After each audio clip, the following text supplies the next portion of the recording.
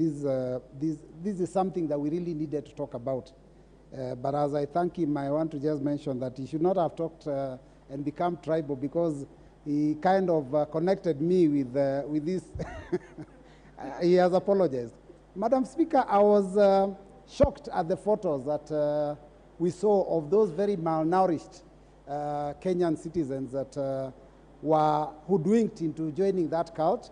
I was also shocked to see on social media videos circulating of young children that were rubbishing education, probably even medical care, and saying that it wasn't God's plan. But mostly, I'm shocked at the number of people that have been buried in those shallow graves. And that obviously, Madam Speaker, there cannot be anything godly about the whole of this activity. This is something, in my opinion, is purely satanic.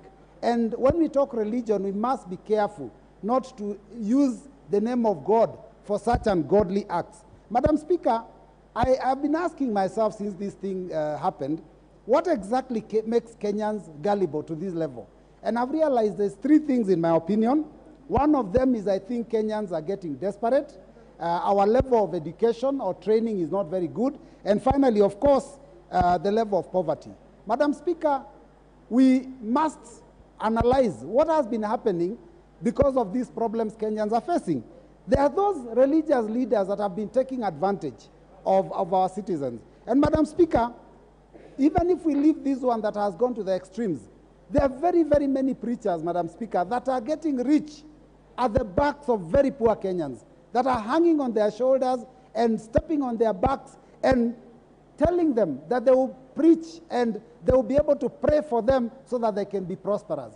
Those are so many in this country, and Madam Speaker, they are getting rich overnight because of that. Madam Speaker, we have also other examples of preachers that have, we've seen them on TV, that come out there and purport to be able to heal people, and they charge a small fee for it. And Madam Speaker, every time these things are exposed, it is strange that more Kenyans go to those churches, even after knowing that those preachers were actually carrying out a hoax.